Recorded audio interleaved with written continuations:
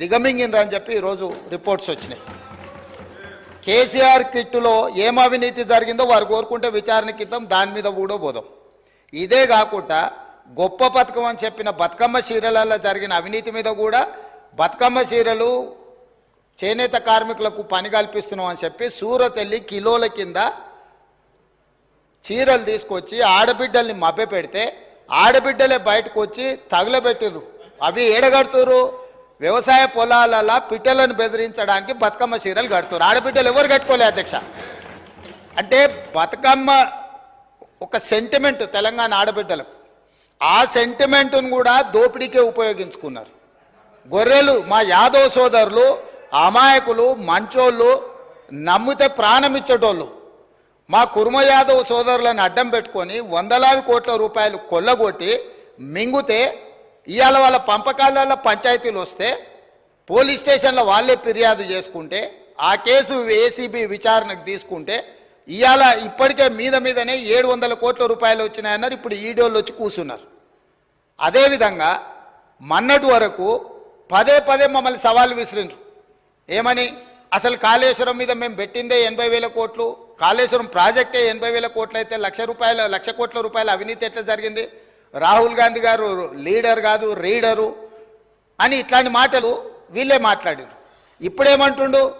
ఇప్పటి వరకు మేము 94,000 కోట్ల రూపాయలు కాళేశ్వరం ఖర్చు పెట్టినామంటున్నాడు. నిన్నటికి నిన్న పోయి చూసిర్రు ఎట్లా కూలిందో, ఇంకేమైనా మిగిలిందా లేదా అని. ఇవాళ ఇన్ని తప్పిదాలు చేసి ఉన్నాయని నమ్మి రంగారెడ్డి జిల్లాలో తమ రంగారెడ్డి జిల్లా నుంచి రిప్రజెంట్ చేస్తున్నారు అధ్యక్ష. మా మల్రెడ్డి రంగారెడ్డి గారు ఎప్పుడు మొత్తుకుంటుంటారు, అన్నీ మా భూములు అమ్ముకున్నారు, కనీసం మాకు రోడ్లు కూడా వేయలేదు, మా డ్రైనేజ్కి కనీసం మురికి కాలువలు కట్టుకోనికి కూడా నిధులు ఇవ్వలేదు, మా కాలేజీలు కూడా కట్టుకోవడానికి నిధులు ఇవ్వలేదని మా మల్రెడ్డి రంగారెడ్డి గారు అంటుంటారు.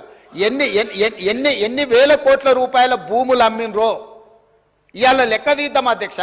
ఇవాళ అప్పుల లెక్క ఏదైతే చెప్తుండో అమ్ముకున్న లెక్కలు చెప్తలేడు. ఇవాళ మేము ఇది కట్టినాం, మేము అది కట్టినాం, ఈ కట్టడాలు చెప్తున్నాం. అమ్ముకున్న లెక్కలు కూడా తెలవాలి కదా అధ్యక్ష.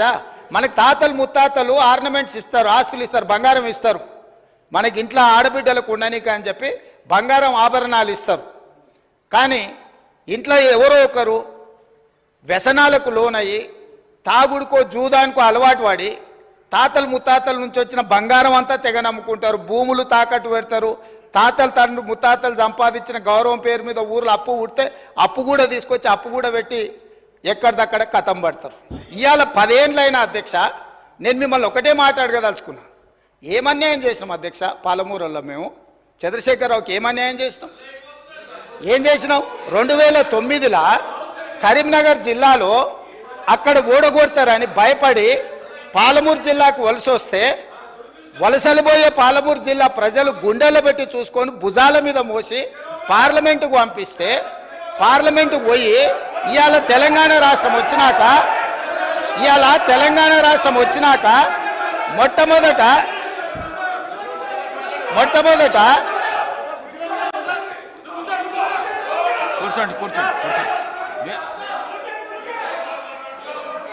మొట్టమొదట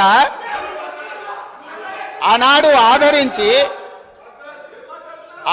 ఆదరించి భుజాల మీద మోసి పార్లమెంటుకు పంపిస్తే తెలంగాణ రాష్ట్రం వచ్చిన తర్వాత వచ్చిన తెలంగాణ రాష్ట్రానికి మొట్టమొదటి ముఖ్యమంత్రిగా వారి బాధ్యత ఏంది అధ్యక్ష? పాలమూరు జిల్లా ప్రాజెక్టులు పూర్తి చేయొద్దా అధ్యక్ష? ఈ రోజు కూడా ఉమ్మడి రాష్ట్రంలో ఏ అన్యాయం ఏ నిర్లక్ష్యానికి పాలమూరు జిల్లా గురైందో, మా తట్టపని పారపని వలస బతుకులు ఎట్లున్నాయో బీఆర్ఎస్ పార్టీ అధికారంలోకి వచ్చిన 10 ఏళ్లలో అంతకంటే దారుణంగా తయారైనవి. ఇవాళ 10 ఏళ్ల తెలంగాణ రాష్ట్రంలో కూడా అదే కల్వకుర్తి, భీమా, నెట్టంపాడు, కోయిల్సాగరు, పాలమూరు, రంగారెడ్డి, ఎత్తిపోతల, సంగంబండ, రాజోలిబండ, జూరాల ఏ ప్రాజెక్టు కూడా ఈ 10 సంవత్సరాలలో దాదాపుగా 17.5 లక్షల కోట్లు అప్పులు లెక్కలైతే 20 లక్షల పైన కోట్ల రూపాయలు ఖర్చు పెట్టినా మా పాలమూరు జిల్లా ప్రాజెక్టులు పూర్తి కాకపోవడానికి వీళ్ళ దుర్మార్గం కారణం కాదా? ఈరోజు రంగారెడ్డి జిల్లా ఆనాడు మీరు కానీ అక్కడ కూర్చున్న వాళ్ళు కానీ రాజశేఖర రెడ్డి గారిని ఒప్పించి ప్రాణహితలో ప్రారంభమయ్యే ప్రాజెక్టును చేవెళ్లకు తీసుకొచ్చి చేవెళ్లలో శిలాఫలకం వేపించి చేవెళ్ల ప్రాంతంలో రంగారెడ్డి జిల్లాలో వేల కోట్ల రూపాయలు ఖర్చు పెట్టిన ప్రాజెక్టులను రంగారెడ్డి జిల్లాను ఎడారిగా మార్చడానికి మెదక్ జిల్లా వరకు నియంత్రించి ఇవాళ 3000 టీఎంసీలు గోదావరి జలాలు సముద్రంలో కలుస్తుంటే సముద్రంలోనైనా గోదావరి జలాలు కలవాలి కానీ చేవెళ్ళకు కానీ వికారాబాద్ కానీ తాండూరు కానీ పరిగికి కానీ కొడంగల్కు కానీ గోదావరి జలాలు ఇవ్వద్దని కుట్ర చేసి ఇదే ఈ రోజు అక్కడ కూర్చున్నోళ్ళు ఆ ఎల్ల అర్ధాంతరంగా అసంపూర్తిగా ఆపిన పనులను పరిశీలించడానికి మనం పోలేదా అధ్యక్ష? చేవెళ్ళ చౌరస్తలో శిలాఫలకం ముందర మనం నిరసన తెలపలేదా అధ్యక్ష? ఏం పాపం చేసింది అధ్యక్ష రంగారెడ్డి జిల్లా? రంగారెడ్డి జిల్లాలో భూములు అమ్ముకుంటారు, రంగారెడ్డి జిల్లాలో ఉన్న ఆస్తులు అమ్ముకుంటారు. ఇవాళ చేవెళ్ళ ప్రాజెక్టును మొత్తం నిర్వీర్యం చేసి ఇంకా సిగ్గు లేకుండా వీడికొచ్చి మేము వెలుగబెట్టినామని ఇవాళ వీడికొచ్చి మాటలు చెప్తుండ్రా? కాంగ్రెస్ పార్టీకి పోయినసారి 19 మంది ఎమ్మెల్యేలు ఉంటే 5 మంది 6 మంది అని ఎట్లా లెక్కలు చెప్తాడు అధ్యక్ష? అధ్యక్ష, ఇవాళ తెలంగాణ సమాజం మొన్న జరిగిన శాసనసభ ఎన్నికలలో కాళ్ళు చేతులు ఇరిసేసిండ్రు, అయినా మారకపోతే పార్లమెంట్ ఎన్నికలలో ఉరి తీసిండ్రు. గుండు సున్నా ఇచ్చినాక కూడా బుద్ధి మారకుండా ఇట్లా మాట్లాడు కరెక్ట్ కాదు అధ్యక్ష.